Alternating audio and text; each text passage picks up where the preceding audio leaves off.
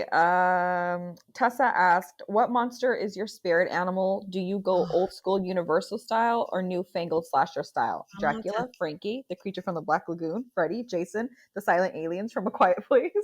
Oh yeah, she had quite a list. I was laughing. So, well, my favorite and spirit monster, my number one guy is Godzilla. Obviously, I mean, my derby name was Girlzilla, and I've been watching Godzilla movies like since I was a little kid because that Saturday afternoon TV, where they play Yeah. bad monster movies and whatever. So, I mean, I love Godzilla, like epically love Godzilla. I have, figurines and a whole, like, I built shelves around my fireplace so I could put up my Godzillas.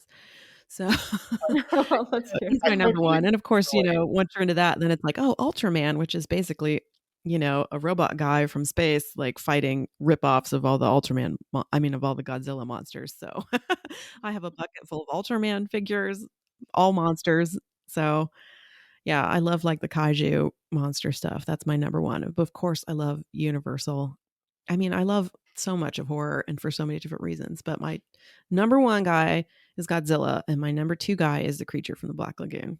I can relate to that. Because I like that.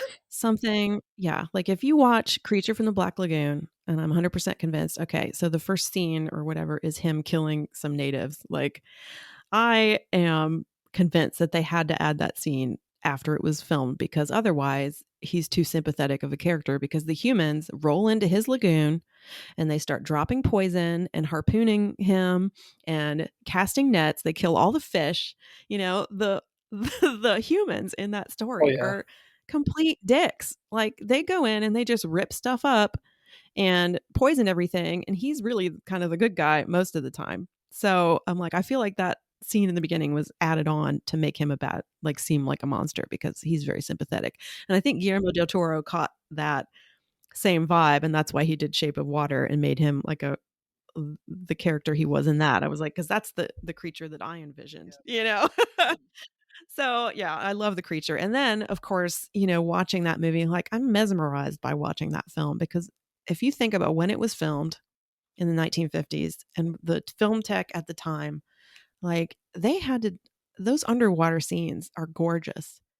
And they had to actually film them with a guy in a suit swimming. I Yeah. mean, there was no faking it. There was no, they're beautiful, beautiful, beautiful sequences of film. So I love the creature. I have a lot of creature things like in my life. But one Halloween, I live like down the street from a school. So I get buses of kids going by in the morning and afternoon. And of course, Halloween is my jam. So I have a huge yard display and I love watching the kids like stare out the bus window, press their faces as they go by, like trying to get a look at all this stuff. So every year, like I try to go out when the buses go by, like when it's close to Halloween day or it's trick or treat night, and I dress up in a costume for the kids on the bus. So one year I was like, I'm going to be the creature. So I bought one of those detailed like rubber creature masks and I put it on and the bus is going by and all of a sudden I'm like, oh my God, like I'm waving and I was like, I'm like starting to get dizzy and like lightheaded. And I realized I'm like, those rubber masks, I could not breathe. Like I was suffocating to death. And I was like, they almost like came by to like a lady passed out wearing a rubber creature mask, like dead, like suffocated in the gutter. Cause I was like, oh my God, I can't breathe. I'm like, then I look, I'm like the little holes like to breathe were like so small. I was like basically dying in that creature mask. So I almost died. Creature. Yeah. Almost died for the creature, but I love him. It's Love him. and then the worst part is like in the second one, they take him to the aquarium, and it's like, why did you expect him not to be pissed? Yeah, he's totally justified in all those movies. Like rip shit up and destroy them because they're total dicks. They should have just left you alone. This is like an allegory for man versus nature. Like leave Hmm. nature alone. This is like watch it now with like fresh eyes knowing about climate change and environmental destruction. I was like, okay, these, the white people are just looking worse and worse in these movies. White people and the damage done. Oh my God. It's Hmm. like we really are never going to learn as a species, are we? Yeah, we never are. No. Yeah. I totally